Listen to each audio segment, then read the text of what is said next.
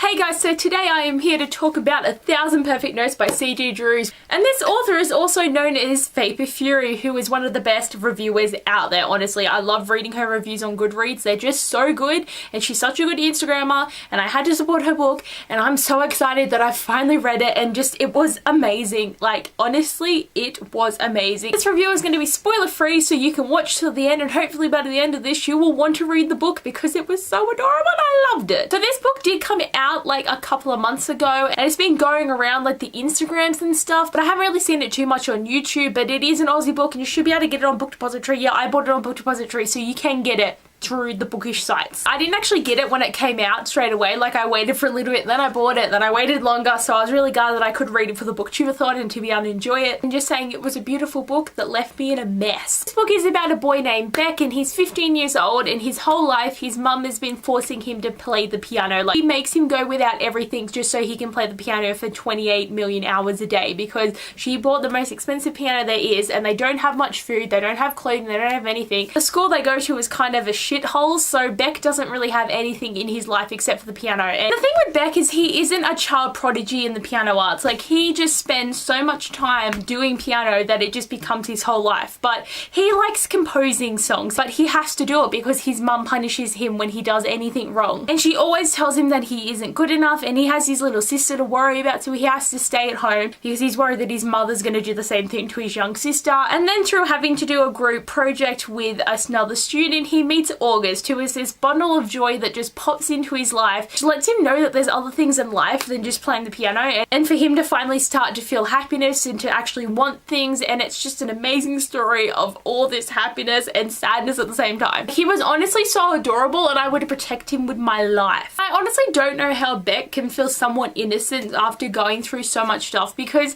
he's such a nice person. Like, he's adorable, like, he helps people and he's so nice to people. He feels the need to be rude to people just because he doesn't want them to get close to him, but still, he actually cares so much about the people around him. And going through so much with his mother, it's so crazy that he can be like that. And he cares so much for his little sister Joey, and he would do anything for her, and he practically raises her. Like, he gets her to school, he gets her dressed, he talks to the teachers, not his mother. His mother doesn't give a crap about her two children, so Beck does everything. I do have to say, I really did love Joey, and I felt that she was very realistic for a 5-year-old. She would say the most randomest stuff, and it really helped break up the tension in the book. But I really did like her bright and fun outfits as well, and she was still in the like childhood bliss that you do have. But by the end of the book, she starts to get out of it a little bit because the mother sort of cracks a bit. But Joey could be quite aggressive though, especially in preschool towards the other children, and it really reflected on the maestro's behavior towards Beck. She would physically hurt him, reflected on Joey, and it made it seem like that was okay behavior to her. But she is still like really fun, and she is a 5-year-old, but she has lived with this physical abuse in her life. She sort of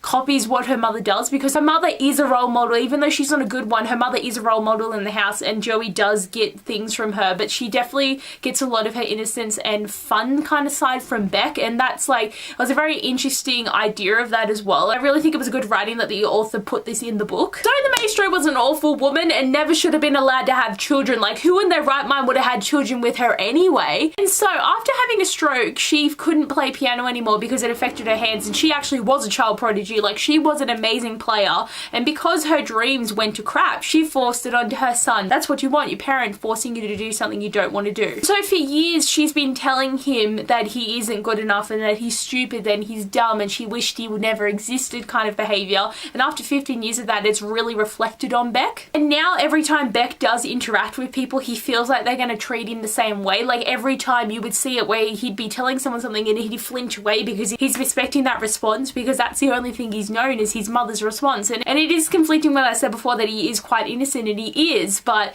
still, it is hard to break a habit of someone telling you that you suck for so long to be able to like get through it. Then we have August just blowing onto the page, and she was absolutely amazing. One question about August is, how can you go to school with no shoes on, mate? Like, who even allows that to happen? Everywhere I've ever been to school, they force it on you. You can't even take a shoe off to get a rock out of your shoe before they're like, get it back on.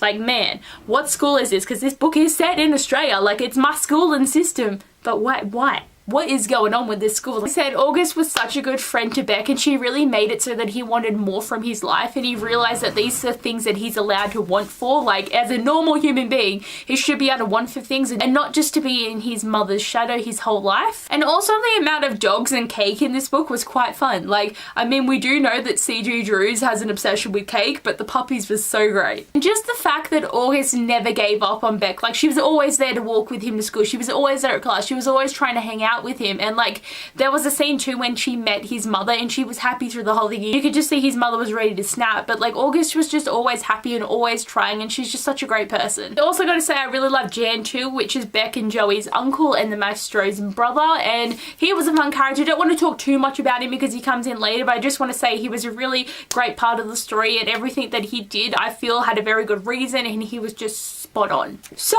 as you can probably tell, I love this book, and I just can't wait for her next book to come out.